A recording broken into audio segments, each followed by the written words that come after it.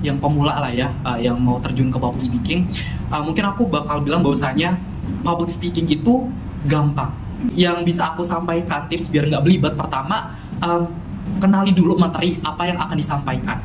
Nah, dulu pas lagi mau lomba atau apa segala macam, aku biasanya latihan misal kayak I, U, E, O gitu kan. Terus selain itu juga, aku juga ada kayak latihan nada juga, kayak mungkin aku bakal ini sih kayak latihan Mamma Mia, Mamma Mia, Mamma Mia, Mamma Mia. It's okay teman-teman semuanya.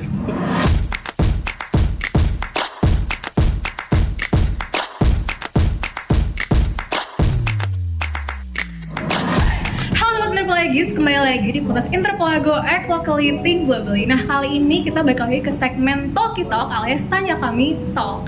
Nah, pada hari ini aku sebagai host dari podcast kali ini, nama aku Nadia, dan di samping aku ini udah ada narasumber kita yang keren banget, yaitu Kak Fahrul Yansyah Effendi. Halo Kak. Halo Nadia. Iya, jadi gimana nih Kak kabarnya akhir-akhir ini, sore hari ini yang sangat cerah ini?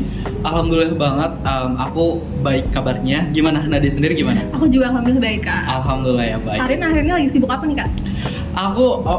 Honestly aku abis kelar mata kuliah tadi,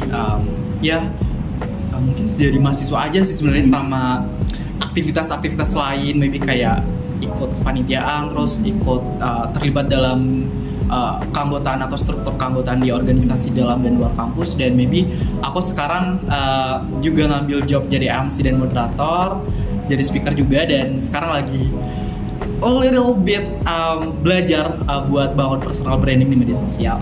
I see, jadi aku bersyukur banget sih kalian di tengah kesibukannya abis matkul sore juga nyempetin buat podcast. Ya, gitu ya ampun, aku seneng banget sih ada kalian di sini. Okay. Jadi kalau misalnya aku tuh lihat di sosmed kalian ya, kalian tuh kan kayak aktif banget nih Kak. Aktif banget kayak public speaking, terus kayak MC juga. Itu menurut aku sih keren banget sih Kak. Jadi kebetulan nih Kak, Sobat Nerbagis itu punya pertanyaan bagi kalian. Pertanyaannya itu mengenai public speaking dan MC, seputar dua hal itulah kira-kira. Jadi pertanyaan pertama itu adalah, Kakak ada nggak sih tips gimana caranya buat public speaking buat kita-kita yang masih pemula, kayak masih merintis baru-baru banget gitu? Oke, thank you so much for the question. Mungkin aku bakal explain bahwasanya aku sendiri masih belajar juga, Nadia. I'm still learning.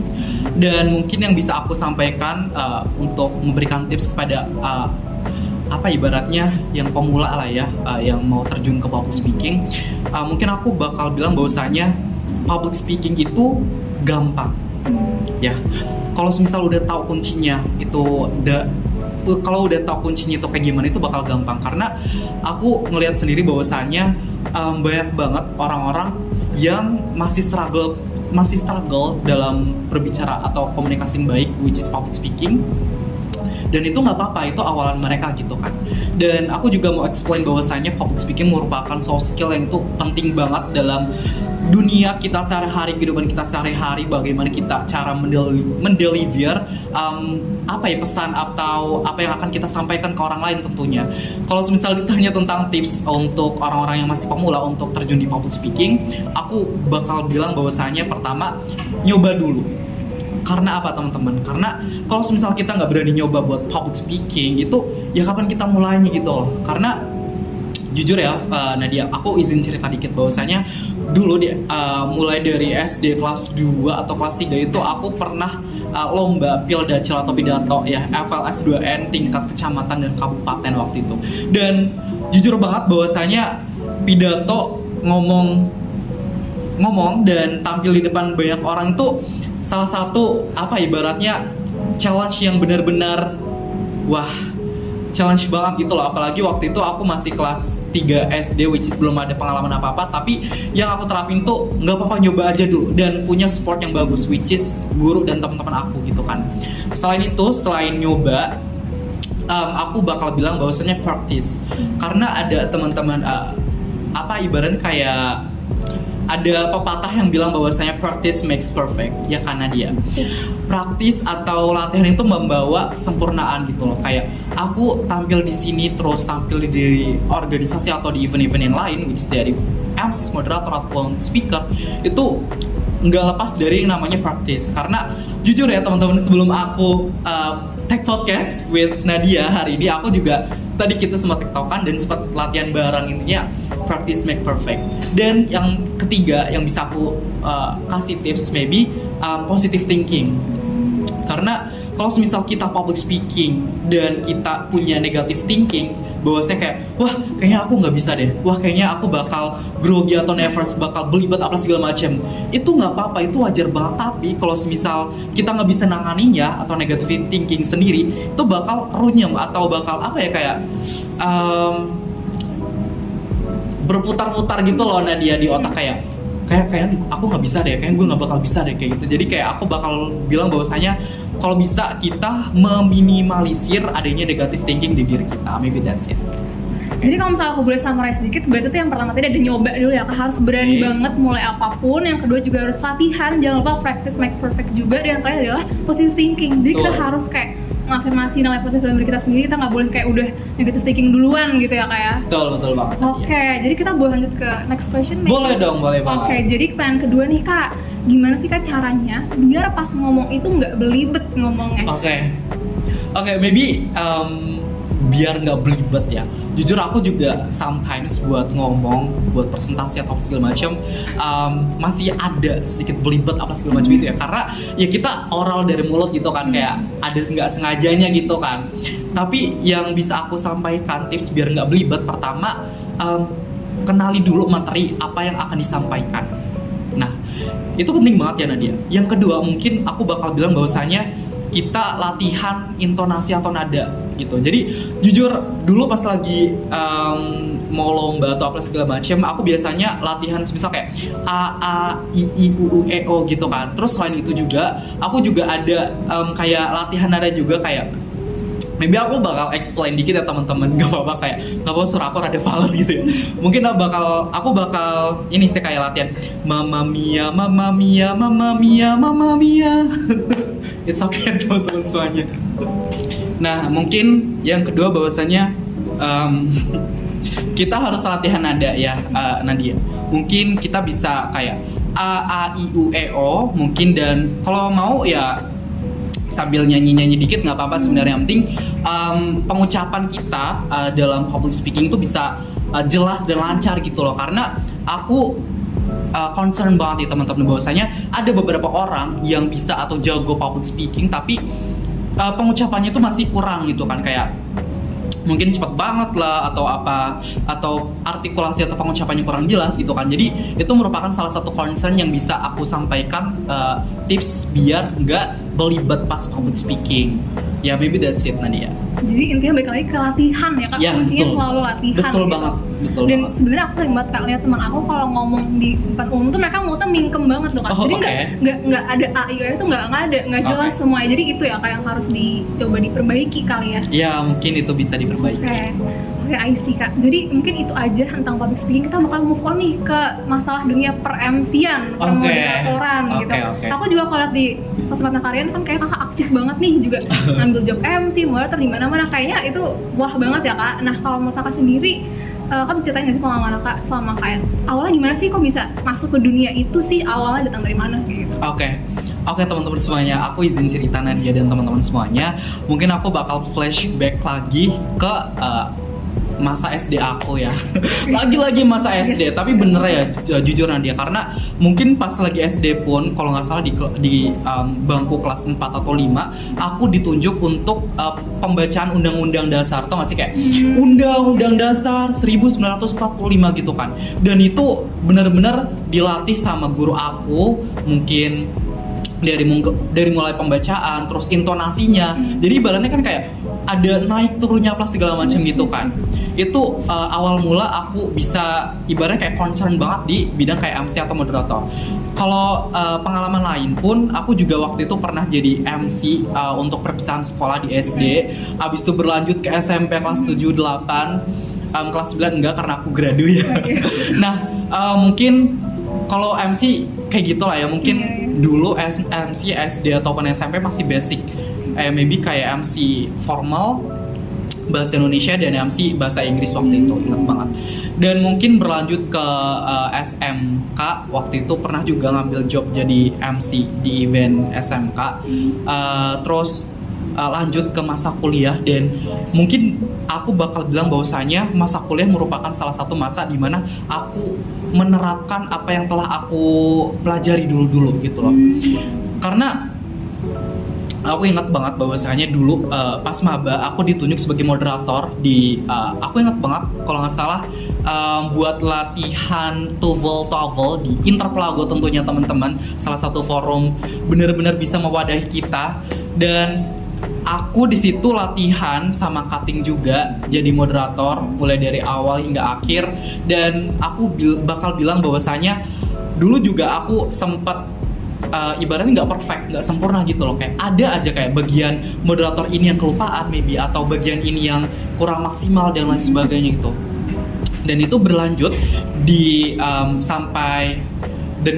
sampai sekarang tentunya, which is semester 1, semester 2, semester 3, semester 4 sekarang aku ngambil banyak job, mulai dari MC di event, terus moderator di event, terus beberapa juga pernah jadi speaker gitu kan.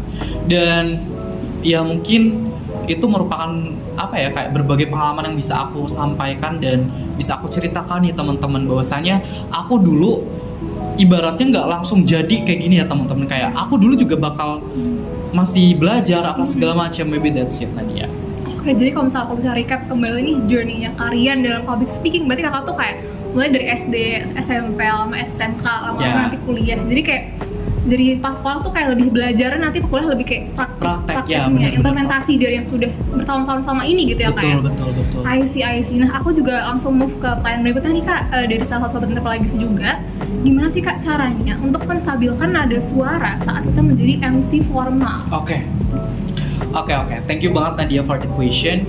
Mungkin aku bakal bilang bahwasanya untuk MC itu ada MC informal, ada MC formal.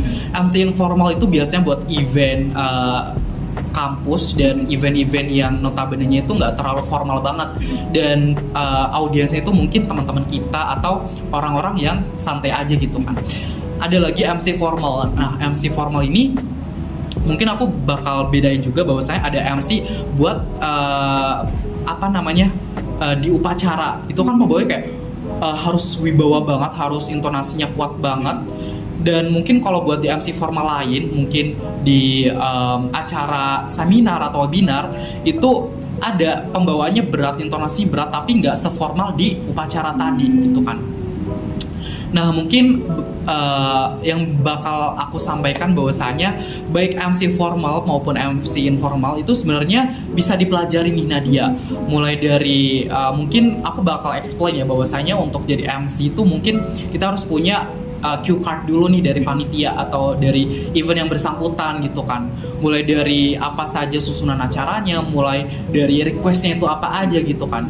Jadi mungkin aku bakal tektokan dulu nih kayak tadi sama Nadia nih teman-teman, kayak nanti kita bahasanya mau apa nih Nadia gitu kan.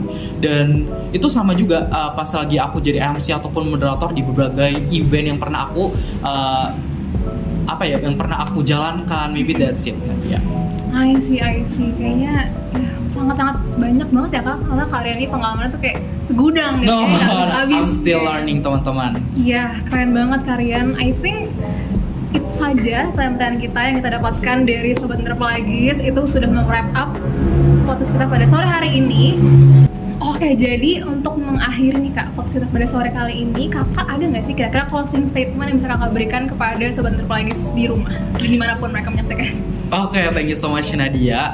Mungkin kalau ditanya closing statement, mungkin first of all I wanna say thanks to Interplago karena telah memberikan kesempatan untuk aku untuk menjadi speaker di Talk podcast kali ini tentunya. Dan statement atau yang pengen aku sampaikan ke teman-teman semuanya, Interpelagis semuanya, bahwasanya public speaking itu gampang kalau teman-teman mau nyoba, gitu aja. Karena apa? Karena yang tadi aku jelaskan nih Nadia, mulai dari awal hingga akhir, mulai dari public speaking itu pentingnya kayak gimana, mulai dari pengalaman atau tips-tipsnya jadi MC atau speaker atau moderator itu kayak gimana gitu kan. Karena balik lagi nih teman-teman, kalau misal teman-teman nggak mau nyoba atau nggak mau terjun kayak kayaknya public speaking aku kurang bagus deh, kayak aku mau belajar lagi deh gitu kan. Kalau misal teman-teman nggak ada niatan seperti itu, ya bakal susah gitu loh. Aku bakal jamin itu karena yang aku lihat bahwasanya banyak banget orang-orang yang pengen jago public speaking tapi dia itu nggak mau nyoba dulu, ataupun udah nyoba tapi dia udah stuck, ibaratnya nggak mau nyoba lagi, nggak mau ngebenerin kekurangan tadi dalam public speaking tentunya. Dan aku bakal bilang bahwasanya public speaking itu merupakan soft skill yang benar-benar bermanfaat banget dan penting banget Nadia dalam menunjang karir kita ke depannya teman-teman, karena yang aku lihat bahwasanya masih banyak banget HR atau petinggi-petinggi di perusahaan bahwasanya bilang bahwasanya public speaking atau cara berkomunikasi kita yang baik itu salah satu cara atau hal yang sangat penting atau concern di bidang pekerjaan. Maybe that's it. Dan mungkin terakhir banget ya Nadia, aku bakal bilang bahwasanya teman-teman semangat, jangan menyerah, jangan gampang puas dalam belajar apapun, terutama public speaking. Karena kalau misal kita udah puas, kita nggak bakal berkembang lagi nih, dan teman-teman semuanya. Maybe that's it yang bisa aku sampaikan ke teman-teman. Gitu. Sih keren banget ya kalian. Jadi kita tuh jangan kapokkan gitu ya. Ya, kalau betul. fail harus coba lagi, jangan kayak lagi. nyerah. Dan Betul. kalau misalnya udah jadi nih, harus tetap improve ya. Jadi jangan kayak aku udah jago nih, nggak mau kayak gitu ya berarti. Betul banget. Oke, I see Kak. Oke, jadi mungkin sekian untuk podcast pada kali ini. Sebentar lagi, terima kasih banyak ya untuk Harian yang sudah bersedia hadir Thank you di so narasumber much. pada podcast kali ini, dan juga teman-teman yang udah menyaksikan dan mendengarkan hingga akhir. Oke, mungkin cukup sekian. Sampai jumpa di podcast untuk pelago yang berikutnya. Dadah. Dadah. Thank you.